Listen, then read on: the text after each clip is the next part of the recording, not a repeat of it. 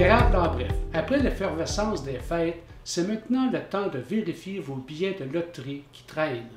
Vous êtes peut-être plus riche que vous le croyez. En cette nouvelle année, qui sait? L'Auto-Québec demande l'aide des médias afin de trouver 4 millionnaires n'ayant toujours pas réclamé leur lot plusieurs semaines après les tirages, dont un lot de 2 500 000 $ et 3 lots de 1 million $. Les billets chanceux ont été achetés à Sorel-Tracy dans la MRC de Masquinongé, dans les Laurentides et à Gatineau. La fromagerie Victoria de Plessisville a ouvert ses portes le 20 janvier 2020 au 1140 Saint-Édouard, anciennement le royaume de la patate. La polyvalente La Samarre de Plessisville présentera sa finale locale de secondaire en spectacle le 30 janvier à 19h30 à l'auditorium de l'école. Voici un bref aperçu de cette conférence de presse. La polyvalente La Samarre de Plessisville présentera sa finale locale de secondaire en spectacle le 30 janvier à 19h30 à l'auditorium de l'école. Cette année, ce sont 26 élèves qui viendront présenter un total de 20 numéros en concours et 5 numéros d'animation. Les jeunes participants auront alors une occasion en or de se dépasser et de se familiariser avec le milieu artistique, notamment grâce à la précieuse implication des adultes responsables suivants: Alexandre Isabelle, technicien en audiovisuel, Dominique Robichaud, technicien en loisirs, Marie-Michel Côté, Yves Payette, Marie-France Côté, Léa Jolicoeur, qui sont tous 4 enseignants de la polyvalente. Il est à noter que cette année, plus d'un quart des numéros font partie de la catégorie création. Les 3 numéros lauréats représenteront l'école à la finale régionale qui se tiendra du 7 au 8 avril, ici même, à l'auditorium de la polyvalente La Samarre. Comme partie hors concours, nous accueillerons le rock band La Samarre qui, d'ailleurs, en sera son premier spectacle de l'année. Les billets de la finale locale sont en vente au coût de 5 $ en prévente en appelant au 819-362-3226 ou au coût de 7 $ le soir du spectacle. Alors voici Logan Laflamme qui nous interprétera un extrait de son numéro du 30 janvier au bord du lac Bijou de Zachary Richard. Sur la Louisiane, le bord de Cabot, la rivière joint à lever, planté dans l'anse d'un vieux chêne vert, au bord de lac Bijou, dans son feuillage.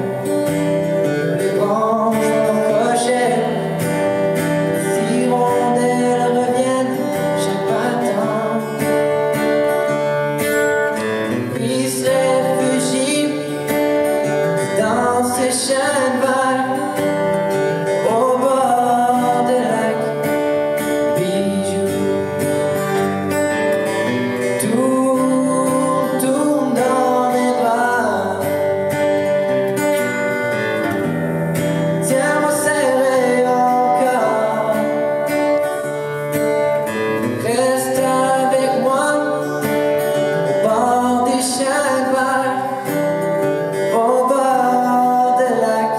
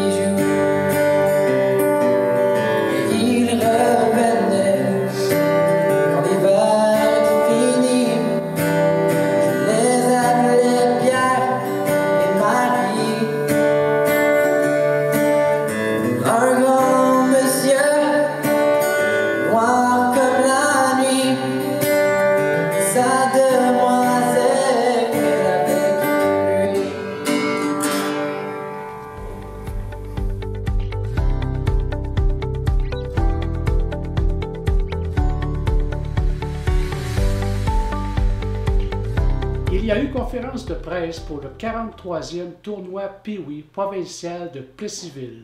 En voici l'aperçu. Bon visionnement et bonne semaine à tous. Alors, bienvenue à tout le monde. Bien gentil d'être présent à notre conférence de presse 2020 du tournoi provincial Pee-Wee de Plessisville, notre 43e déjà. Pas notre, mais là, 43e. Donc, on va commencer par présenter le comité, notre comité 2020. On a des nouvelles figures. On va commencer par notre président, M. Paul Ménard, qui est ici c'est moi, ça. À ma droite. M. Luc Gagnon, à l'autre droite, plus loin, vice-président. Mme Claire B. Gendron, notre secrétaire. M. Richard Boulanger, directeur, responsable arbitre et bras gauche, bras droit à Paul, on peut dire. Là, beaucoup d'expérience dans ces tournois-là. Renald Gendron, moi comme directeur. Tommy Paradis, directeur là-bas aussi, qui s'occupe des chambres. François Côté, un autre directeur avec nous, qui était là aussi l'an passé. Et nos petits nouveaux, Stéphane Desjardins. Bienvenue Stéphane, directeur. Et M. il faut que je dise ça comme il faut. M. Guy Pellicelli, qui est régisseur. J'en suis maintenant à ma 20e année. Là. Je commence à prendre le moule. Je suis arrivé en 2001, puis on est en 2020, donc je suis les années. C'est la 5e année que je suis à la présidence du tournoi, puis je suis bien content. C'est un job facile, parce que quand tu as des gens comme ça autour de toi, j'ai mon mentor, Richard, qui est là, qui a déjà été président, lui, pendant nombre d'années. Alors, je vais vous faire un petit mot pour vous mettre un peu en appétit pour notre tournoi 2020. Fait que, cette année, pour la 43e édition, il y aura 38 équipes. C'est un peu moins que l'an passé, mais ça reste quand même une bonne année là, de présence là, au niveau des équipes. Mais il faut se dire qu'effectivement, il y a moins d'équipes au Québec. Il y a moins d'équipes un peu partout dans toutes les catégories. Puis Pee-Wee ne fait pas exception. Fait que, pour vous dire, on a 4 catégories. L'année passée, on avait 5. Le 2B n'y est pas cette année.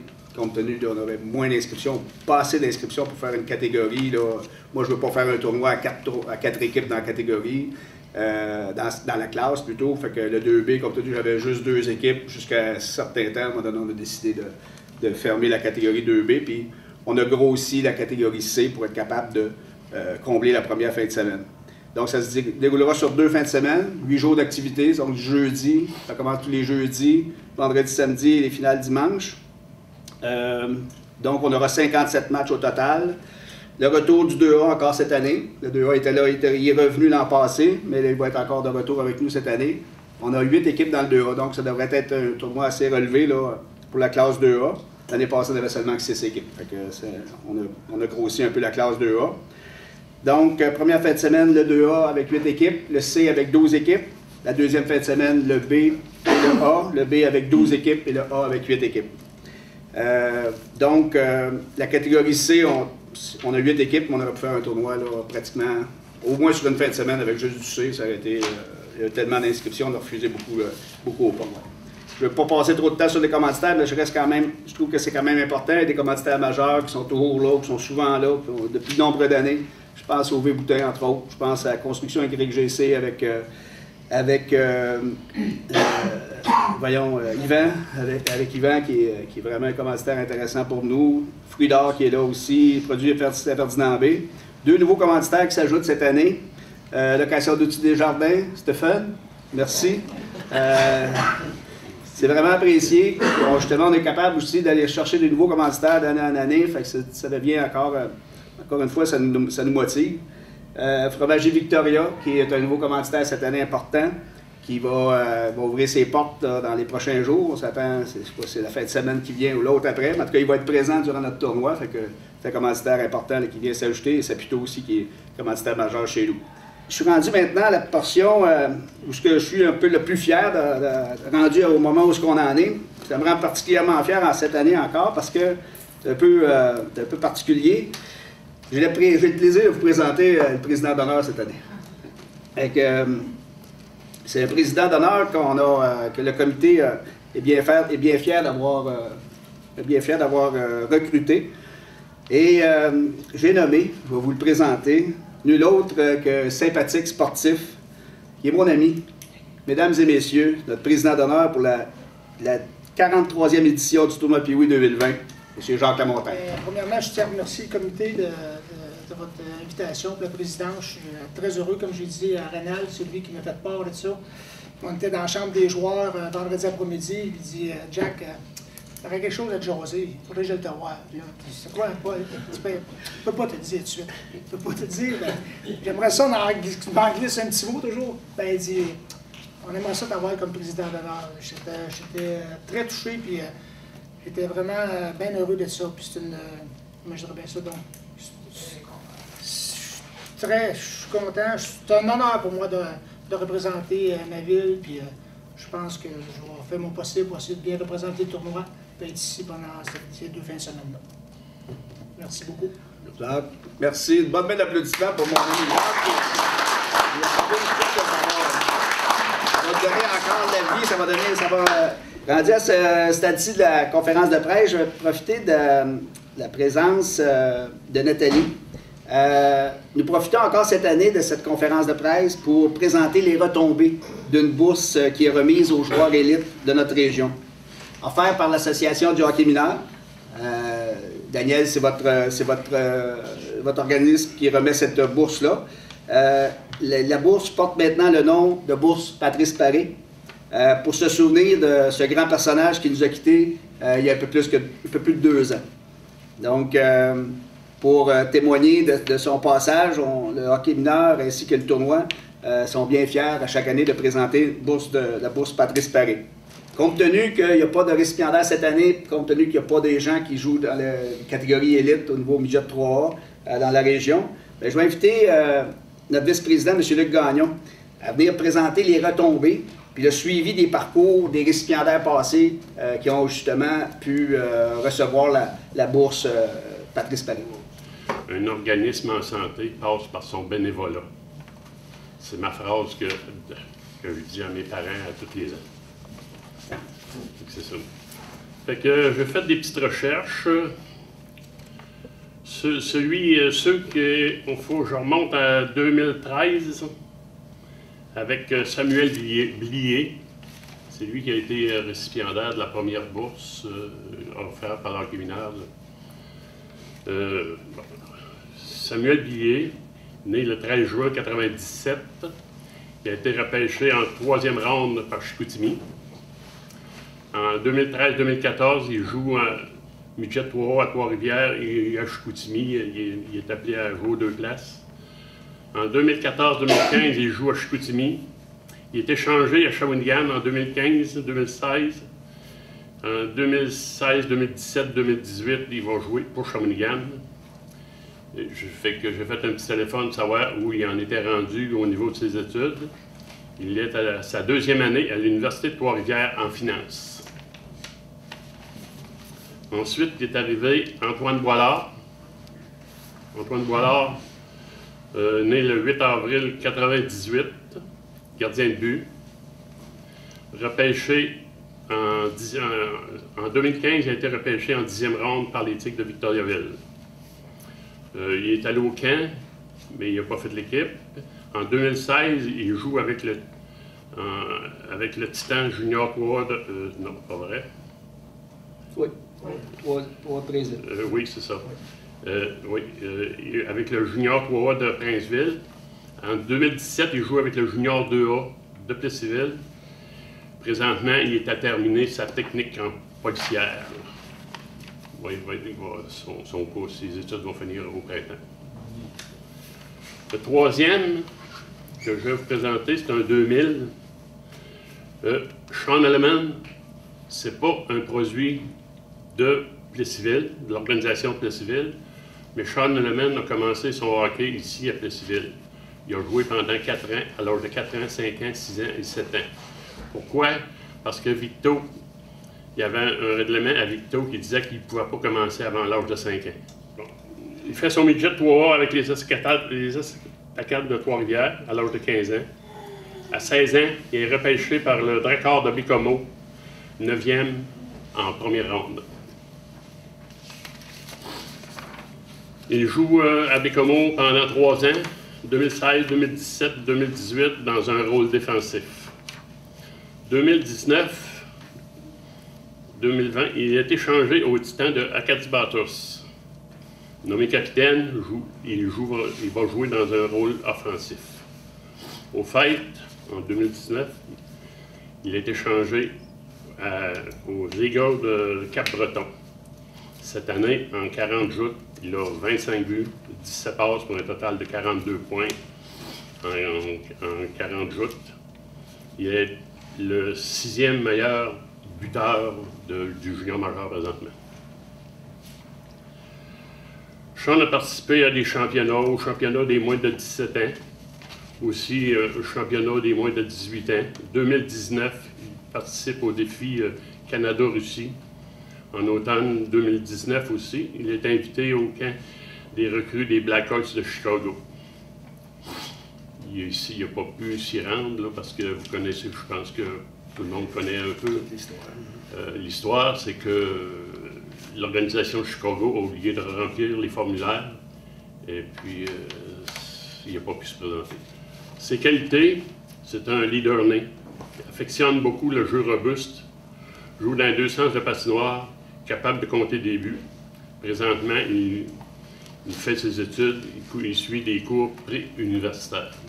Ensuite, c'est Anthony Ferron, un petit gars de Plessisville, né le 7 février 2001. À 15 ans et à 16 ans, il joue son midget 3 à Trois-Rivières. À 16 ans, il est repêché par les Tigres de Victoriaville. À 17 ans, il joue collégial à Tutformine. Et cette année, à 18 ans, il joue pour le junior 3 des Titans de Princeville. Il étudie à Victoriaville à Vision 2020. Il fait un DEP en marketing. Amélie Poiré-Lehoux, qui est née en 2001, elle aussi. En 2018, elle joue midget 3 féminin en Estrie. 2019, elle joue au collège Édouard Montpetit à Longueuil. En 2019, elle est invitée à l'équipe avec l'équipe Canada pour les moins de 18 ans. 2020, elle continue toujours à étudier au collège à Longueuil. Nommée capitaine de son équipe, elle a une fiche de 14 buts et 9 passes. Elle est classée la 5e meilleure scoreur, meilleur compteur de la Ligue. L'an prochain, elle terminera son cégep à Édouard-Montpetit. Et puis, présentement, elle est sur le point de signer avec une université, mais je ne peux pas en dire plus long parce que c'est pas signé encore. Dans 2 ans, elle va aller dans une université à quelque part. Ses qualités, c'est que Amélie a un très bon coup de patin, une bonne vision de jeu, travaillante, son jeu d'équipe fait d'elle une très bonne joueuse de hockey. Ensuite, un petit gars que tout le monde affectionne dans le coin, Maverick Book, né en janvier 2002, le 8 janvier 2002. Après son midget 3 à 16 ans, il est repêché 3e, première ronde à Shawinigan. Cette année, à sa 2e saison, il a 23 buts, 30 passes pour 53 points, le 8e meilleur compteur du circuit Courteau. Il sera repêché à la prochaine manquant de la Ligue nationale au printemps. Présentement, il est classé par la centrale de dépistage 24e. Il a joué au tournoi, lui aussi, pour les moins de 17 ans. Il a joué pour les moins de 18 ans.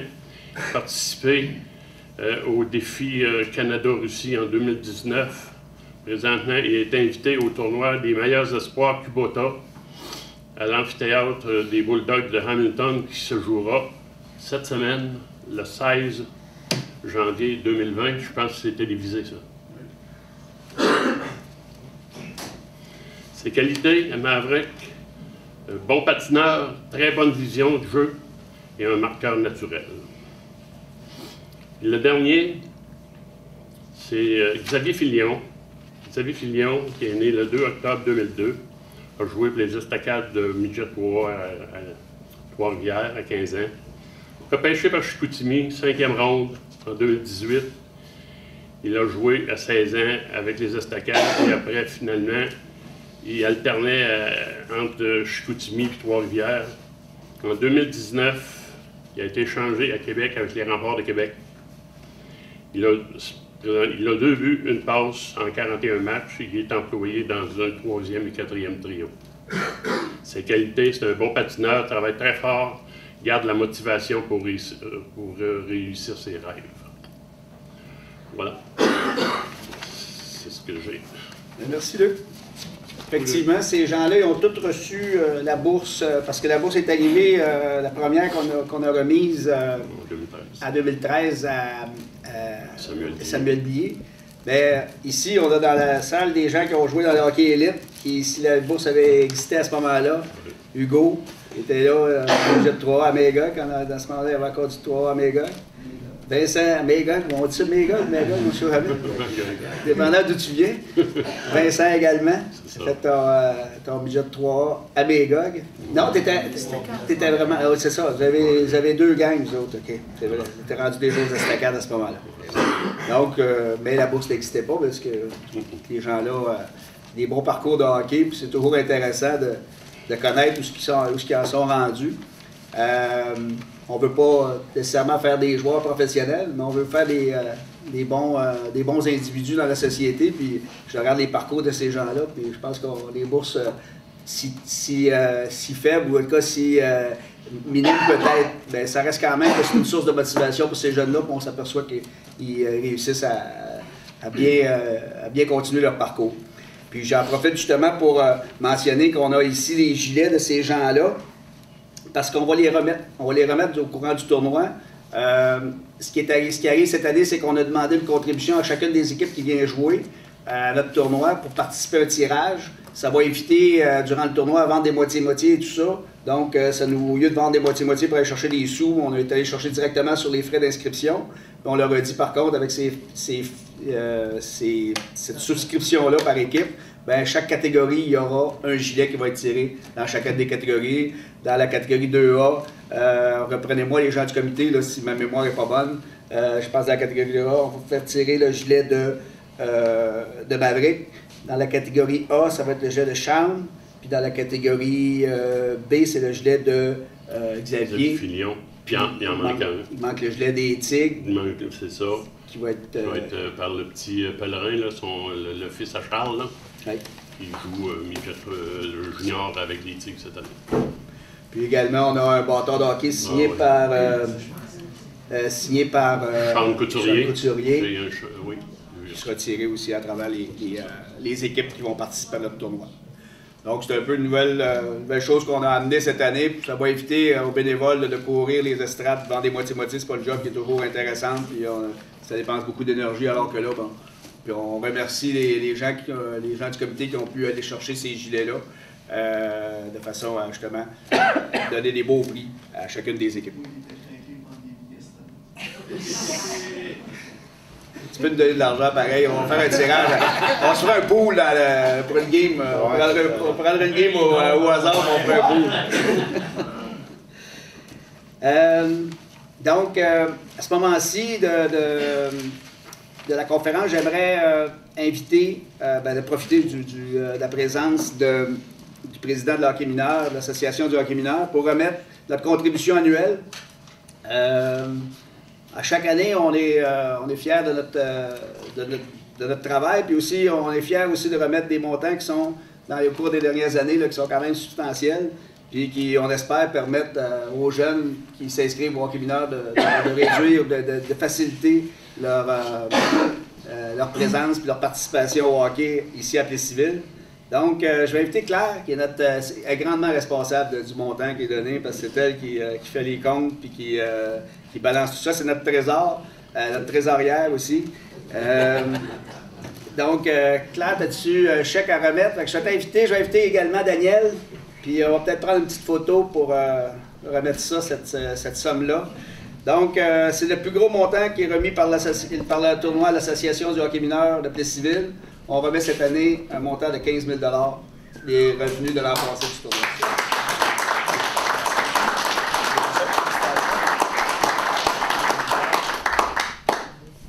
beaucoup.